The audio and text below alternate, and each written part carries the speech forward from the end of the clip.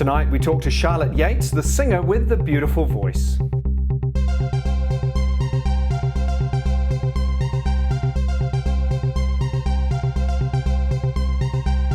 Hi everybody, welcome to the program. I'm Andrew Whiteside. My guest today is Charlotte Yates, an incredible singer-songwriter.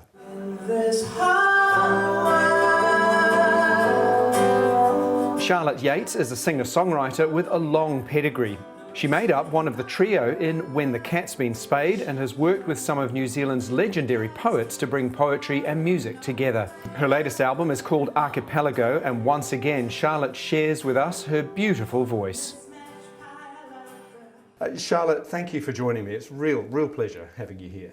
Oh, thank you very much for having me on, Andrew. It's great that, you know, things are happening in Auckland for sure. Yeah, and we've just had Pride, and you obviously participated in it. What was it like for you?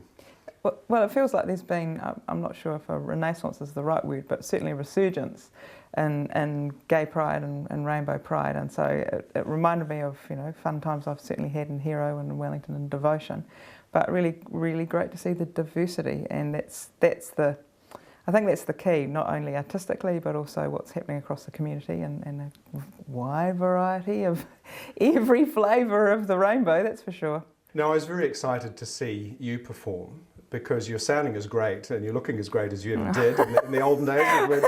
But it's, you know, when the cat's been spayed so long ago. Oh God, yeah. But it's good to see that you're still performing, and you've just launched, or last year, your album Archipelago, and your second song, Falling Down. It's exciting.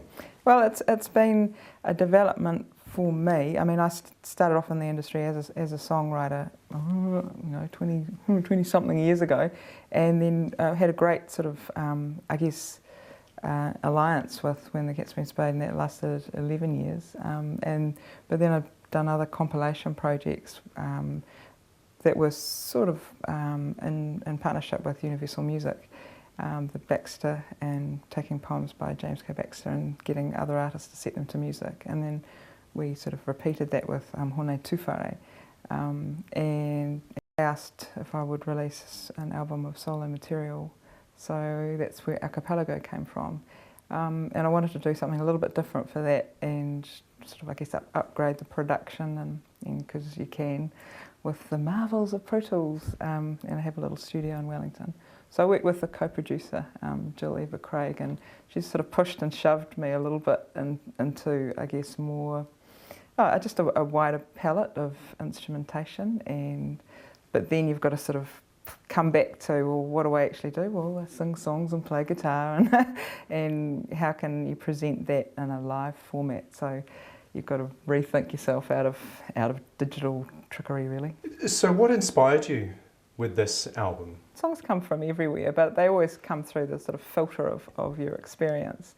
And I guess it's like, you know, lesbian love songs for folks of a certain age. So that the relationships, you know, a human condition, things that are going on are certainly for, I guess, long-term relationships more. So, you know, how you stay in there, stay in love, and how the things that have happened in your past can resurface and come up again, and, you know, all the palette of human emotions. It's interesting you mention lesbian love songs, though, but they appeal to me. I'm a gay man. You know, so are you? Yeah, surprise. So there is this universality about it, and you sing them nice. So beautifully. So yeah, so it. It's, you know, it's not just for one type of person. No, it's, I mean, and you could be. It's not like you sort of aim for a market, but that's definitely the place, because that's who I am, that's sort of where I come from. It's terrific to hear that other folks can relate to them. And I mean, a love song's a love song's a love song. But you have to, I think in songwriting you need enough specificity to sort of give it your tinge, if you like. I really enjoy it when people have used my music in television or film, and in a dramatic context that it's nothing to do with what I wrote about. And I've struck that a lot. And you go, okay, this is a young heterosexual couple who are breaking up, and this is this blatant lesbian love song. And thinking, how have you utilised that? But the directors felt that the lyric is suited or whatever. So if you can cross over, then I think that's terrific. Yeah, it's kind of like enough specificity to be from my shop, but it's great that that you can hear it too. Now, it's available on iTunes, yes, indeed, obviously for digital downloads. And I was quite curious because, in the industry generally, there's been a lot of concern about digital downloads and piracy and so on. Yeah. What's your perspective? Because obviously your music is available to download. Well, I'm pretty technically friendly, and I wouldn't be able to do the music I did without the revolution that's happened, certainly in the recording industry. And that progression from analogue to digital has allowed just a flourishing of project studios, and indeed studios like this that's making this program possible. So that sort of owner-operator model I'm very comfortable with, and I love tinkering with tinkering under the hood, so to speak. So that perspective.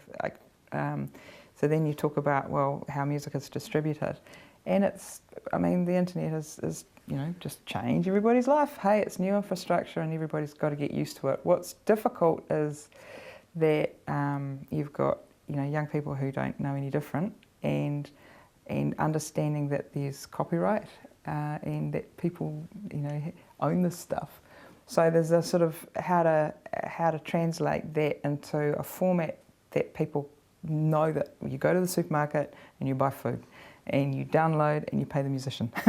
What's next for you? What's the next step? I'm working on another big project, and it's interesting you bring up this whole distribution sort of situation, because even with the time that Archipelago has been released, where we did make physical CDs, because I'm 50 years old, and proportionately I'm the complete opposite. Like at one stage there was 7 downloads of the album, and all these physical copies have been sold. Complete opposite to the youth market, and it's like, we still have to make CDs. But the next project, I don't think that will be the situation. So figuring out how to do a distribution, and